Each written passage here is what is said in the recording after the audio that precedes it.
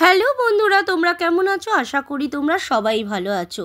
প্রীতির রান্নার হেসেলে সবাইকে স্বাগত জানাই। আজকে রান্নার রেসিপি নিয়ে আবারও চলে এসেছি। আজকে রান্নার রেসিপি হচ্ছে ডিম সোয়াবিন আলুর ডালনা। চলো রান্নাটা কিভাবে তৈরি করব সেটাই তোমাদের সাথে শেয়ার করছি। প্রথমে আমি 5খানা ডিমকে সেদ্ধ করে নিয়েছি আর নিয়ে নিয়েছি পরিমাণ মতন সোয়াবিন। কড়াইতে জল দিয়ে দিয়েছি আর দিয়ে দিয়েছি সোয়াবিনটাকে সেদ্ধর জন্য। দেখো সোয়াবিনটা কিন্তু আমার সেদ্ধ হয়ে গেছে। গ্যাসের ওভেনটা অফ করে দিচ্ছি। এবার সোয়াবিনগুলো একটা পাত্রে কিন্তু আমি ঢেলে নিচ্ছি।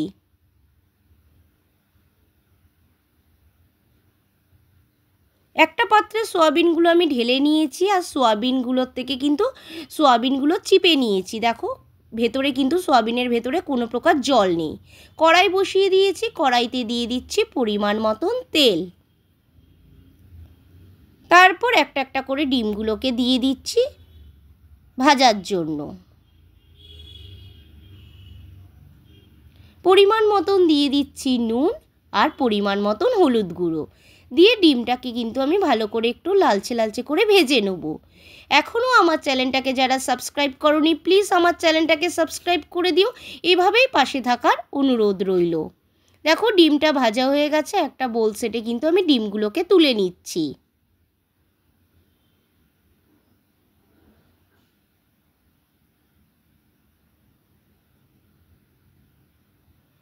তারপর দিয়ে দিচ্ছি আলুগুলো। এখানে আমি আলু সেদ্ধ করে রেখেছি। সেদ্ধ করা আলুগুলোকে দিয়ে দিচ্ছি ভাজার জন্য। পরিমাণ মতন নুন নিয়েছি আর পরিমাণ মতন হলুদ গুঁড়ো দিয়ে দিলাম। দিয়ে আলুগুলোকে লাল লাল করে ভেজে নেব। এখানে আমি ছোট আলু নিয়েছি, তোমরা চাইলে কিন্তু বড় আলুকেও কেটে নিতে পারো। আর রান্নার রেসিপিটা যদি তোমাদের ভালো লাগে লাইক শেয়ার কমেন্ট করতে ভুলো না।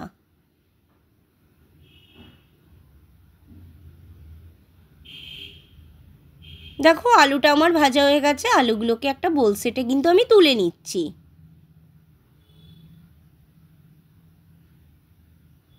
কড়াইতে দিয়ে দিলাম ফোড়নে সাদা জিরে, দুটো তেজপাতা, এলাচ, দারচিনি, লবঙ্গ, কেটে রাখা পেঁয়াজ কুচি।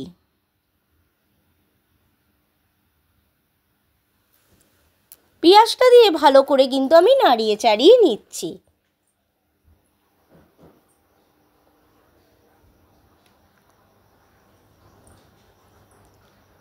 দেখো পেঁয়াজটা আমার হালকা হালকা লাল হয়ে গেছে। এরপর দিয়ে দিচ্ছি কেটে রাখা টমেটো কুচিগুলো।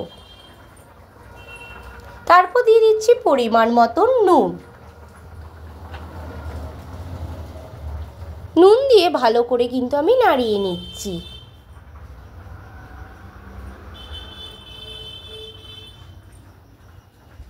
দেখো পেঁয়াজটা টমেটোটা কিন্তু আমার পুরো ভাজা ভাজা হয়ে গেছে। এবার দিয়ে দিচ্ছি পরিমাণ মতন হলুদ গুঁড়ো, পরিমাণ মতন জিরের গুঁড়ো আর পরিমাণ মতন লঙ্কার গুঁড়ো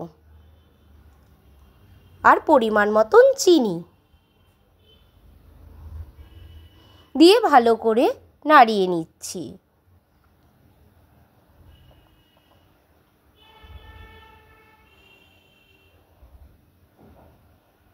মশলাটা কিন্তু আমি ভালো করে কষিয়ে নেব। মশলাটা দেখো আমার কষানো হয়ে গেছে। তারপর দিয়ে দিচ্ছি সেদ্ধ করে রাখা সোয়াবিনগুলো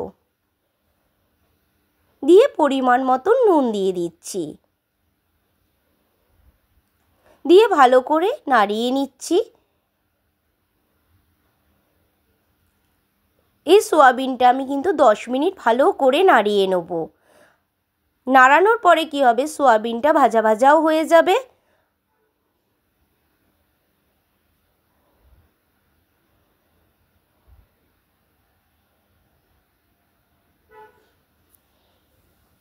এরপর দিয়ে দিচ্ছি আদা রসুনের বাটা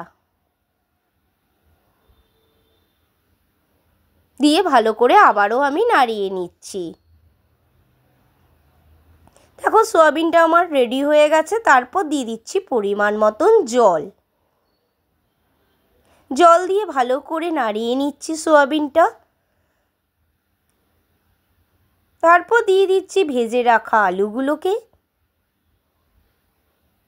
তারপর দিয়ে দিচ্ছি ভেজে রাখা ডিমগুলো, দিয়ে ভালো করে আবারও আমি নাড়িয়ে নিচ্ছি।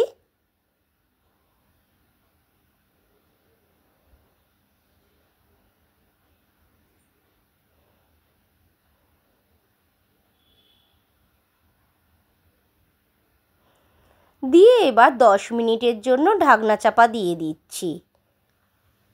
10 মিনিট পর আমি ফিরে এসেছি, ঢাকনাটা তুলে নিচ্ছি। দেখো, ডিম সয়াবিন আলুর ডালনাটা কিন্তু আমার পুরো রেডি হয়ে গেছে। গ্যাসের ওভেনটা অফ করে দিচ্ছি আর একটা বোল সেটে ঢেলে নিচ্ছি। কেমন লাগলো অবশ্যই আমাকে জানাতে ভুলো না।